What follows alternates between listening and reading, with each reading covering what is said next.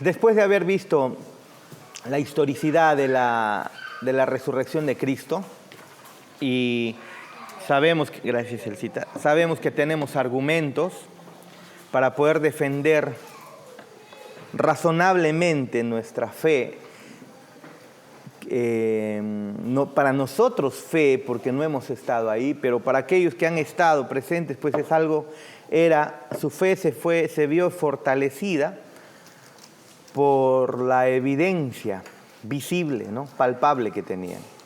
Aunque nuestro Dios luego enseña que era necesario que ellos vean, que ellos experimenten, que ellos vean al Cristo resucitado, para que luego ellos prediquen acerca del Cristo resucitado. Ellos verificaron la resurrección y luego entonces comenzaron a proclamar, y ahora tú y yo estamos llamados no a ver a Cristo visiblemente, físicamente, sino a creer en el testimonio de ellos. Por si acaso, vaya usted a Juan, capítulo 20, versículo 30. Juan, capítulo 20, versículo 30. Juan, capítulo 20, versículo 30.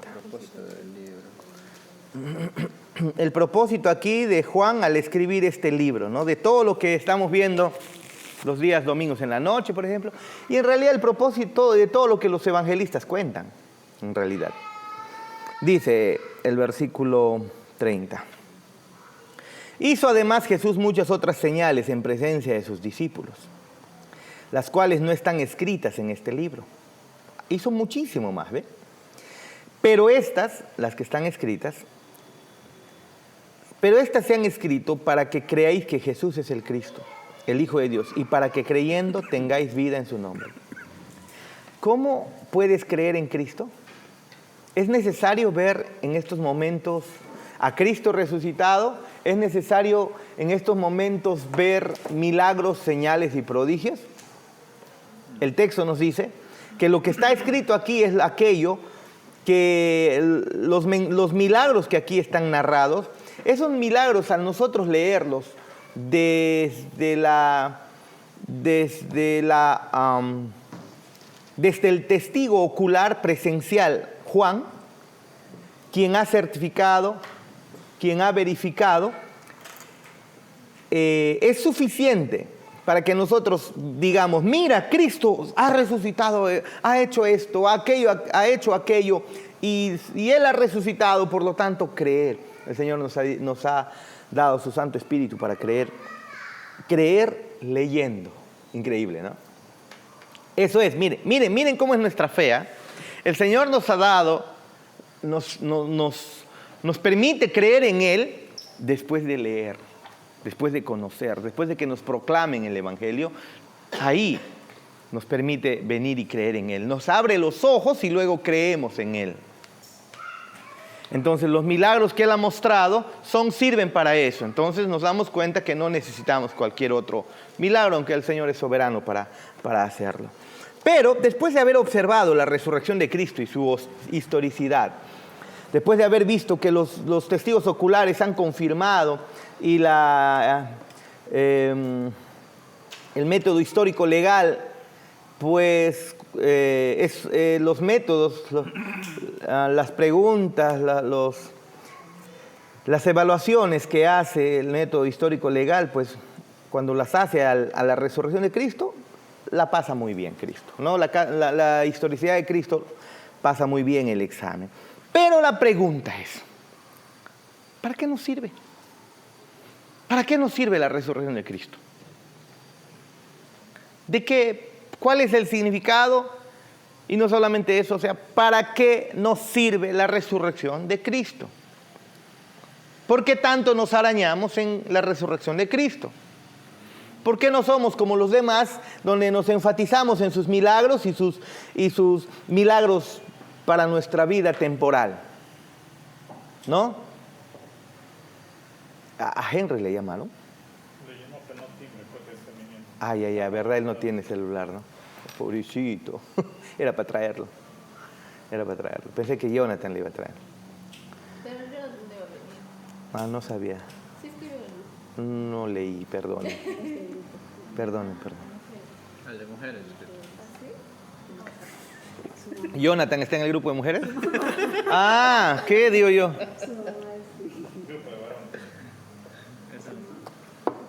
Gina, ¿qué va a decir cuando escucha? ¿Qué?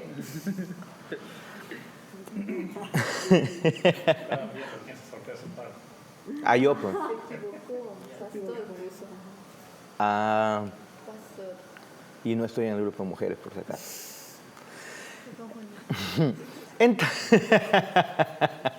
Entonces, hermanos, o sea, ¿por qué tanto nos arañamos en predicar la resurrección de Cristo? O sea, ¿qué significado tiene la resurrección de Cristo? ¿Por qué no somos como los demás? ¿Por qué no somos unos cristianos normales? Comunes. Lo normal. De predicar, pues, lo que se predica. Lo que es popular. Lo que va a hacer que las personas nos quieran y nos amen. Va a hacer que nos aplaudan y gracias por su prédica he encontrado propósito. Gracias por tu prédica he aprendido a perdonar, ¿no? Y cosas así. Se ha estrellado, creo. Que a través de Cristo tenemos la salvación. Este es el camino a la verdad. O sea, hay un significado. La resurrección significa mucho, muchísimo. Es el pilar de nuestra fe.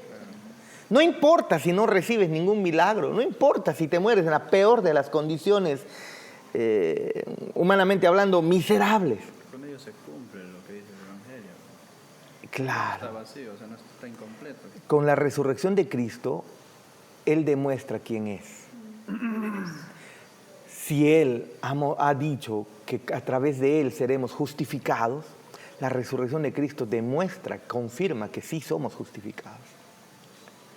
Demuestra y confirma nuestra propia resurrección.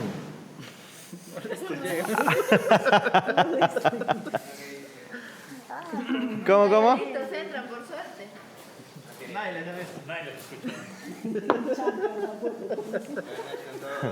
Buenas noches, hermanos. Vamos a recibir a nuestro invitado Freddy, por favor. Por favor. ¡Bravo! Un invitado nuevo. Esperemos que el Señor toque su corazón hoy día. Saluda a Gina. Hola, Gina. Y el chefcito.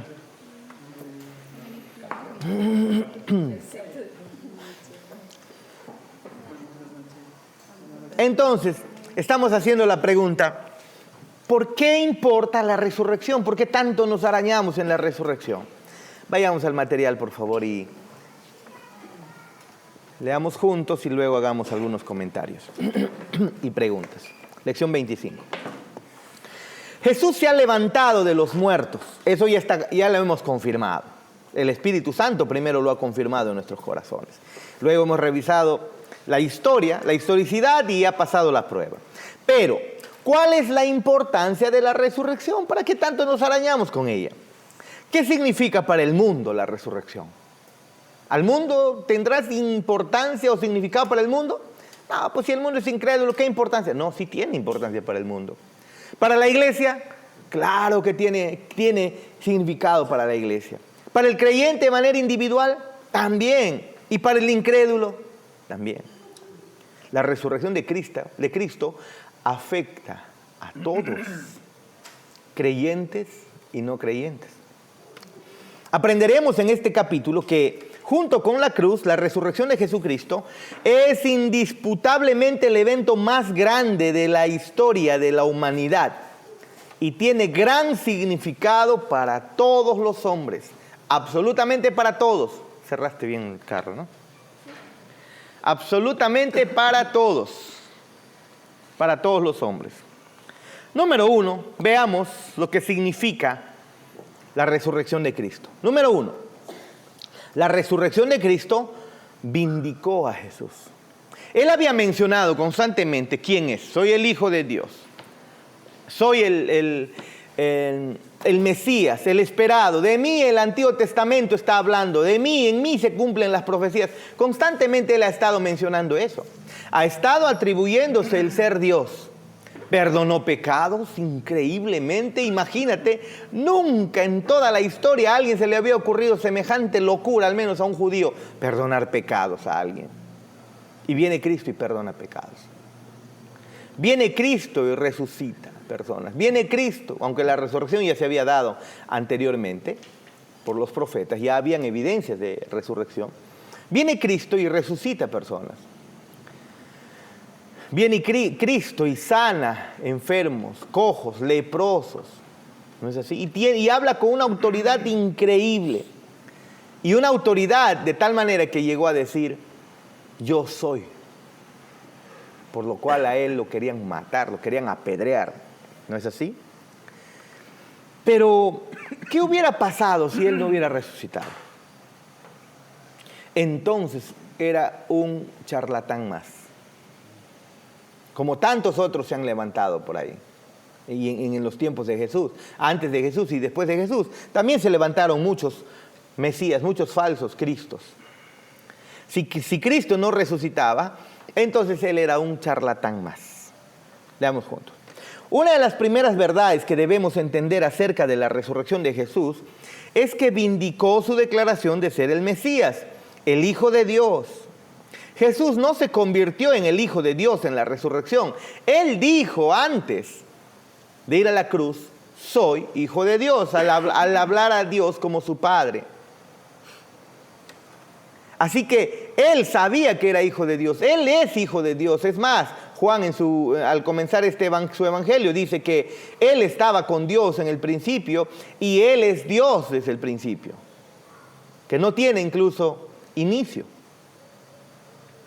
Entonces Jesús no se convirtió en el Hijo de Dios en la resurrección. Más bien, la resurrección lo que hace es demostrar poderosamente de que Él verdaderamente es el Hijo de Dios, el Cristo de Dios desde la eternidad.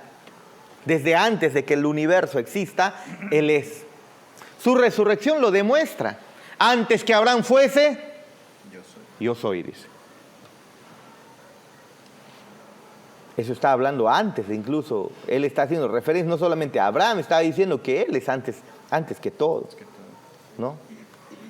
Muy bien, Romanos 1, del 3 al 4, leamos juntos. Romanos 1, del 3 al 4.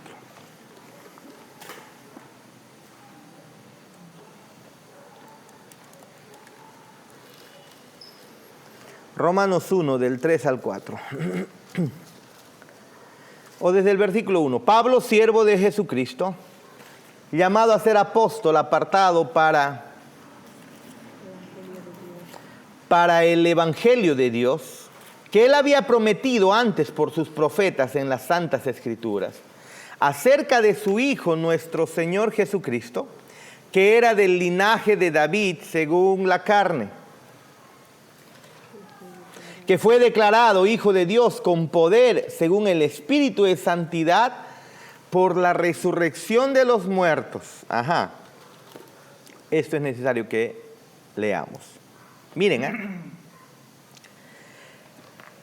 ¿Qué nos está diciendo aquí acerca de la resurrección de Jesús como vindicación de su declaración de ser el Cristo y el Hijo de Dios? Él había mencionado, soy el Mesías, soy el Cristo, yo soy Hijo de Dios, soy antes que todo, soy el que esperaban, soy el Mesías, soy el esperado por el Antiguo Testamento. Él se va al templo, principia su ministerio, se va, abre Isaías, comienza a leer y luego dice, hoy se ha cumplido esta escritura. ¿Dónde? Aquí.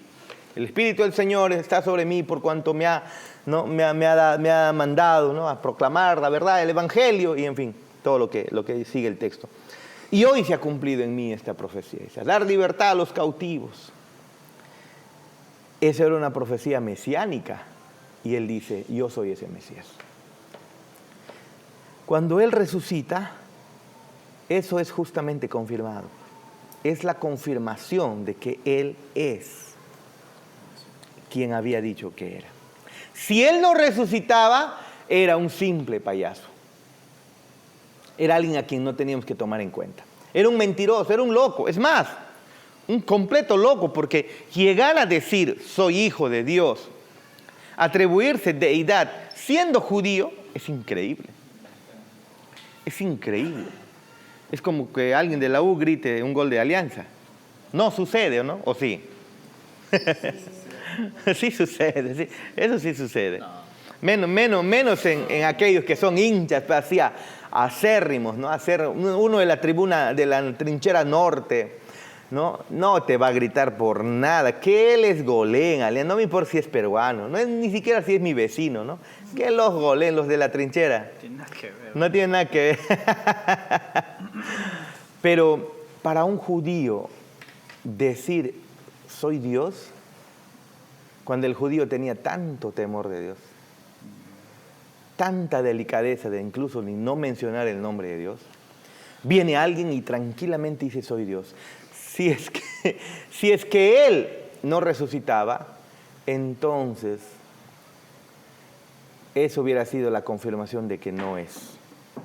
Nota, la palabra declarado viene de la palabra griega orizo, que significa definir, marcar límites o determinar. A través de la resurrección de Cristo de entre los muertos, Dios de manera personal y pública marcó o definió quién era realmente Jesús. No creían, mira, ve, ahora va a resucitar, a ver si van a creer. Claro que tienen que creer, especialmente los discípulos, ¿no? Definió quién realmente era Jesús, el Hijo de Dios. El Padre defendió la deidad de Cristo, el Padre defendió su filiación sobre Cristo. Él lo declaró Hijo de Dios y la resurrección fue la confirmación.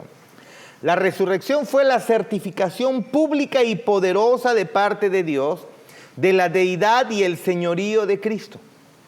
Otra vez, si Él no resucitaba, era solamente un simple mentiroso. Y no solo un simple mentiroso, era un loco. Porque, como les digo, un judío no llegaba a ese punto. Tendrías que estar loco para decir que eres Dios.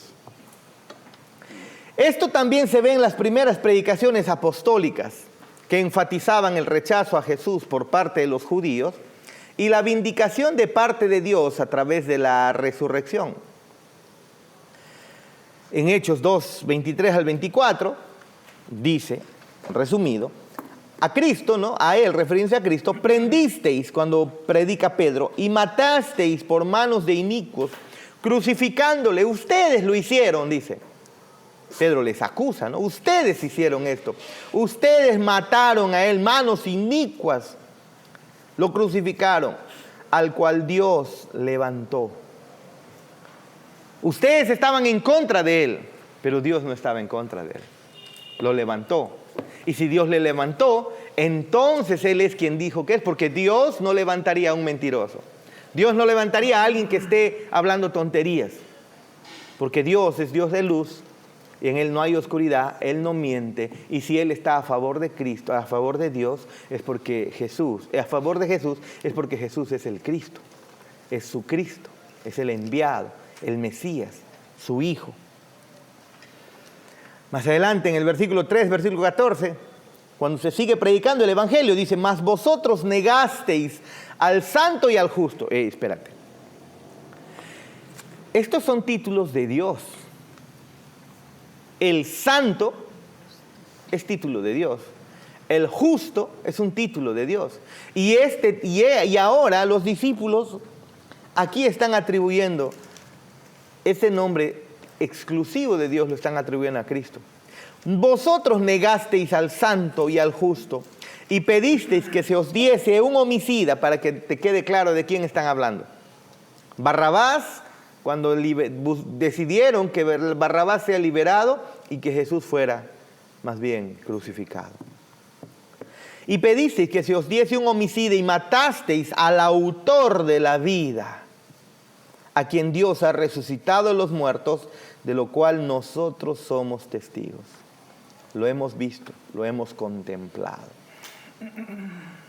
¿Ve? La frase que vemos ahí en Romanos 1, versículo 3 o 4, según el Espíritu de Santidad demuestra que Dios levantó a Jesús a través del poderoso Espíritu Santo. No es que Cristo fue declarado Hijo de Dios en la resurrección, sino que fue confirmado. Nada más. Solo eso. Fue confirmado nada más.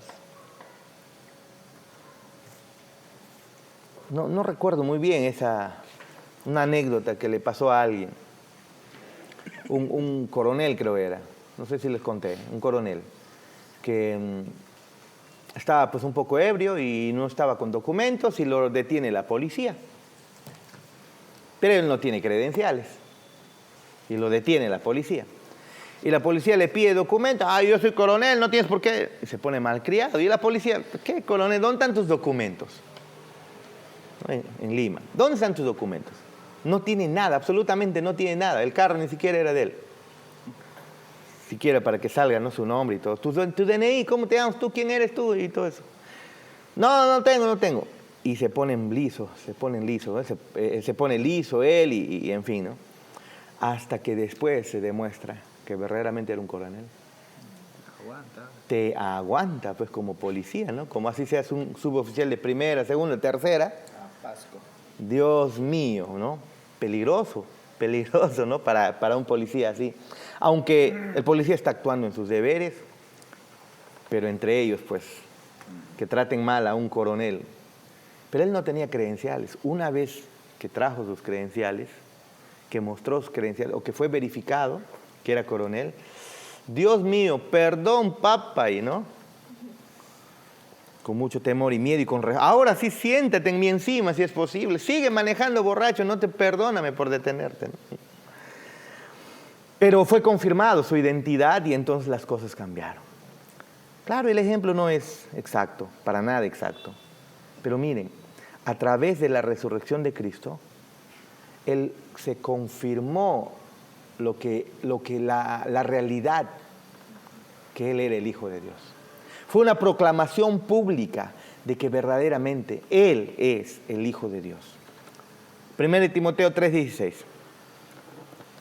1 Timoteo 3:16.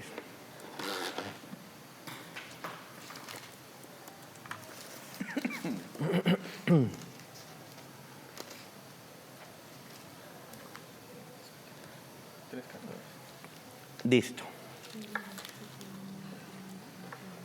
Del 16. E indiscutiblemente grande es el misterio de la piedad. Dios fue manifestado en carne, justificado en el Espíritu, visto de los ángeles, predicado a los gentiles, creído en el mundo, recibido en gloria. Pablo le está hablando aquí al joven Timoteo. Pablo le está diciendo, le está dando unas recomendaciones. Timoteo, por favor, vive correctamente el cristianismo, vive correctamente la doctrina, adorna la doctrina, le dice en otro pasaje, ¿no? Encamínate bien. No te olvides que predicamos a este Cristo que ha sido levantado de entre los muertos, ha sido recibido arriba en gloria, dice. 1 Timoteo 3:16. Encontramos una declaración extremadamente importante acerca de la resurrección de Jesucristo.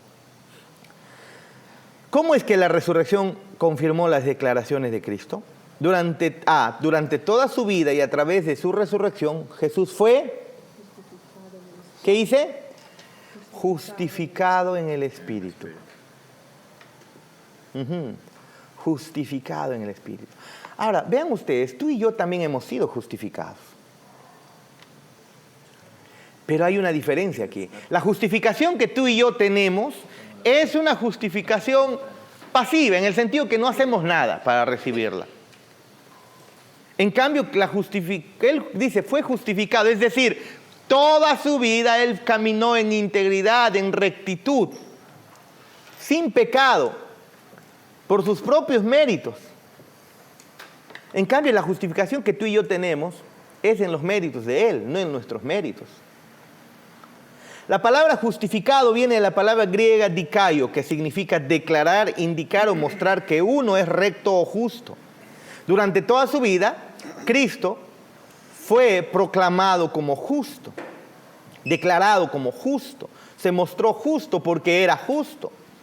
La frase en el Espíritu también puede ser traducida como por el Espíritu.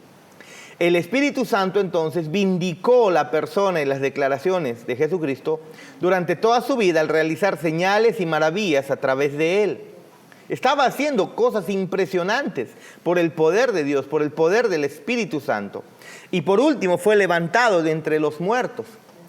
Él caminó una vida completamente recta, completamente justa, completamente santa. Él lo hizo así. Y el texto aquí de Timoteo nos dice, Dios fue manifestado en carne. O sea, que estaba en carne es Dios. Justificado en el Espíritu. ¿Qué pasó? Segurito el Ben-Hur, ¿no? Le ha marcado como su propiedad. Se pasó este Ben-Hur.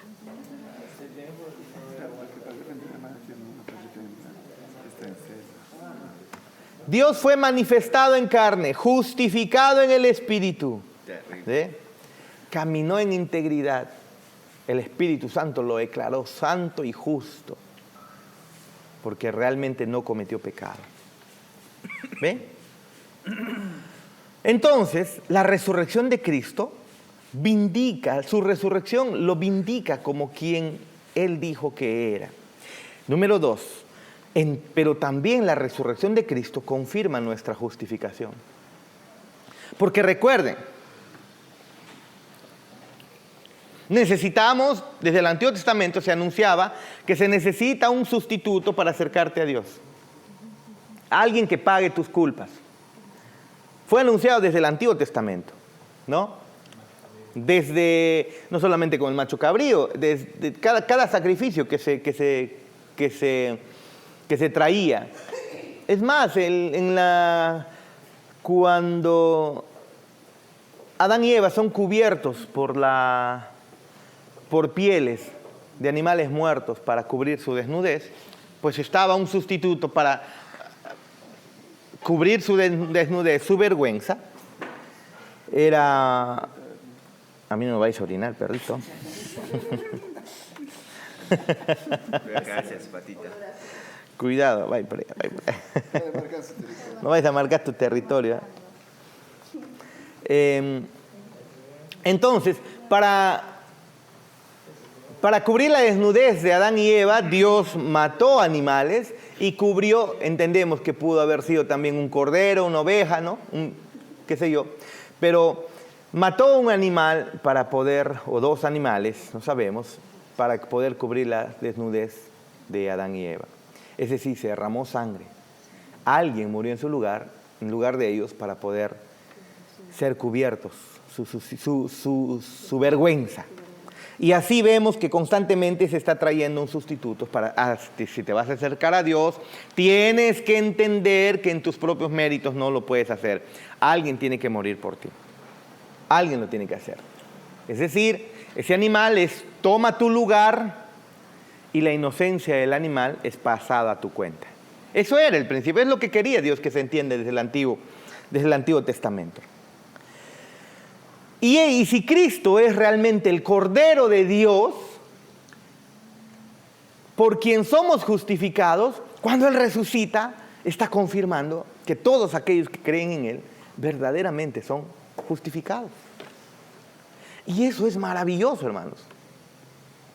¿Te imaginas? Eres santo.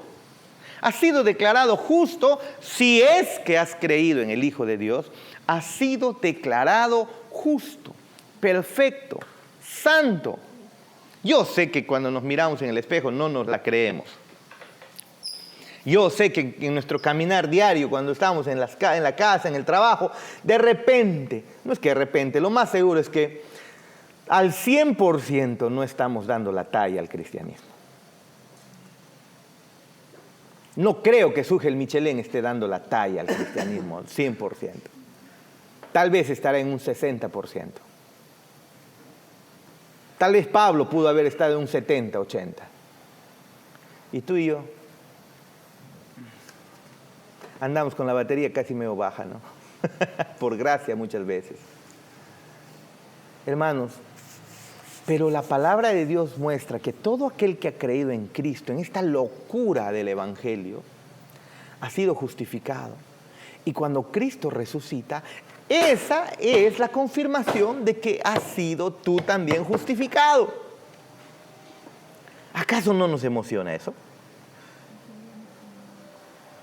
Debería emocionarnos. Claro que no es que debería. Nos emociona el hecho de que hemos sido declarados justos y que sus brazos no se cierran para nosotros. La resurrección de Cristo, hermanos, demostró que el Padre Celestial había aceptado el sacrificio de Jesús como pago completo por los pecados de su pueblo. Él aceptó. Si es que no lo hubiera resucitado, entonces diríamos, no lo aceptó, o faltó, o no lo aceptó. Por lo tanto, estamos perdidos. Pero no, lo resucita. Él había dicho que es Dios, y si viene Dios y valida, está a favor de Cristo, de su inocencia, entonces es obvio que Cristo es todo lo que Él dijo, porque Dios no apoyaría a un mentiroso.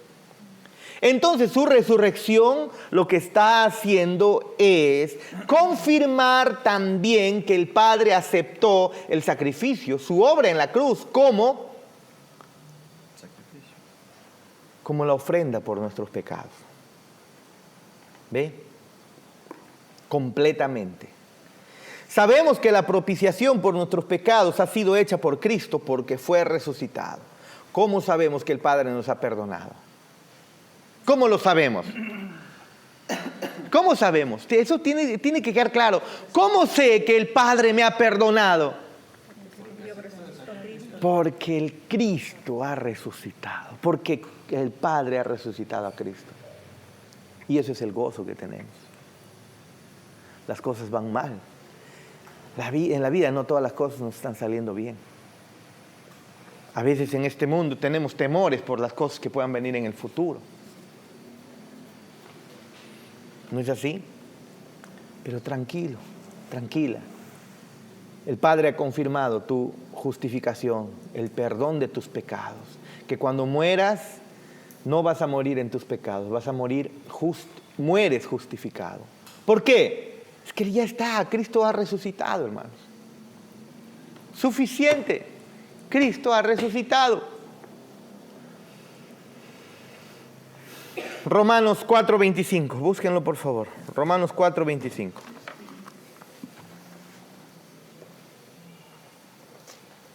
Romanos 4:25.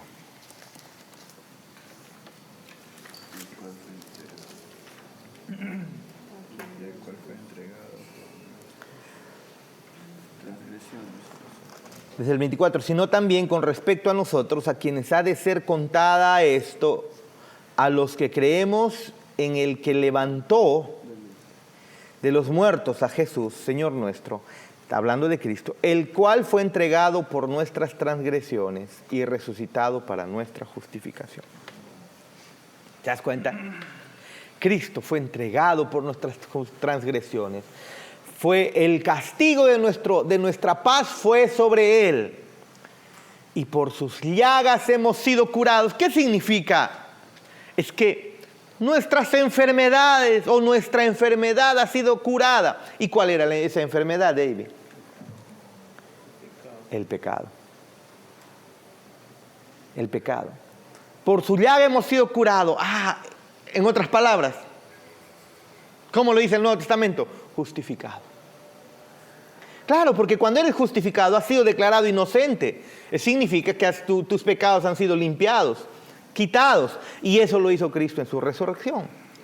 Cuando Cristo resucita, esa resurrección es la confirmación de que el Padre te ha perdonado para todos aquellos que han creído en Él. Nota, las palabras por y para en Romanos 4:25 se traducen de la palabra griega dia o dia, que denota el fundamento o razón por el cual algo es hecho o no. Esta es la razón por la cual, ¿no? Algo así. También puede ser traducido como por esta razón o por cuenta de. El significado es este. Cristo fue entregado a la muerte por cuenta de nuestras transgresiones. Él fue el pago por nuestras transgresiones. Y Dios lo levantó de los muertos porque había aceptado su sacrificio como pago completo por nuestras transgresiones. como Él aceptó la transacción que se dio ahí en la cruz, Dios lo levantó entre los muertos. Verificado el cheque de pago por tus pecados. Por lo tanto, Cristo es levantado. ¿Ve? La resurrección de Jesucristo de entre los muertos es una gran señal de que nuestros pecados han sido pagados por completo. Y esto es algo que necesitas aferrarte en estas verdades. Porque constantemente nos acusa el pecado, ¿no? Nos acusa el pecado. Y sabes, algo que el creyente desde la época desde la Reforma, incluso desde antes, pero desde la Reforma, ha entendido muy bien, es que en Cristo ha sido perdonado verdaderamente sus pecados. ¿Te acuerdas que con Martín Lutero luchaba constantemente con sus pecados? Constantemente se confesaba y a los minutos tenía que volver a confesarse. Después de 4 horas confesándose, salía del confesionario y otra vez a confesarse porque él sentía que no estaba libre de sus pecados. Y cuando encuentra que la justificación es por la fe, solamente por Cristo, por la fe, y es gratis, es gratuita, no hay que pagarla, no hay que hacer peregrinaciones ni nada, es gratis, es cargada a nuestra cuenta, la justicia de Cristo es gratuita, gratuitamente, y nuestra es doble imputación, ¿no? Y nuestras culpas fueron cargadas a Él. Cuando Él entiende eso, eureka, comienza a vivir una vida tranquila, al punto que hasta llega a casarse, ¿no? Antes estaba angustiado por sus pecados, por sus pensamientos. Pero el entendimiento del perdón de nuestros pecados por la iglesia ha sido fundamental. Miren, yo no quiero que la iglesia se haga libertina, por nada. Obviamente que no quisiera que suceda eso. Pero por otro lado, no me gustaría que la iglesia se haga muy al otro extremo, al otro bando del libertinaje. Por un lado, libertino, donde hemos sido perdonados y listo, ¿no? Y por otro lado, pensando que somos completamente, en el sentido de la vida práctica, santos, como cuidado con usar pantalón. Todas las mujeres con pelo largo. No vamos a caer en esas cosas. No vamos a caer en esas cosas. Hermosamente, el cristiano y en la historia cristiana se ha entendido acerca de la libertad cristiana y de la conciencia. Aquella persona que ha entendido que sus pecados han sido perdonados es libre, y tiene libertad. De repente de esto voy a tener que hablarles en otro momento de manera más profunda, pudiera ser mal interpretado por estos momentos. Pero hermanos, a veces estamos arañándonos con tantas cosas, ¿no? Estamos arañándonos con qué sé yo, pensando que ni siquiera nos tenemos que tocar con estos incrédulos, inmundos, pecadores y puro entre iglesia, nomás nos vamos a juntar. Cuando en realidad nosotros estamos en el mundo. No somos del mundo, pero estamos en el mundo. Y debemos alumbrarlos a ellos. Pero el entendimiento de que tus pecados han sido perdonados lleva a vivir una vida cristiana en libertad.